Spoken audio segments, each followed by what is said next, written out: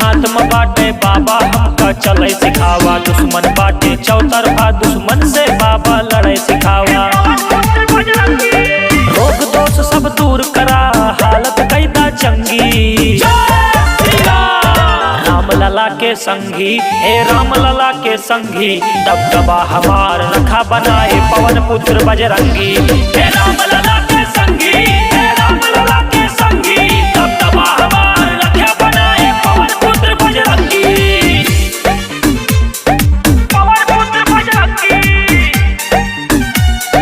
Jai Shri Ram.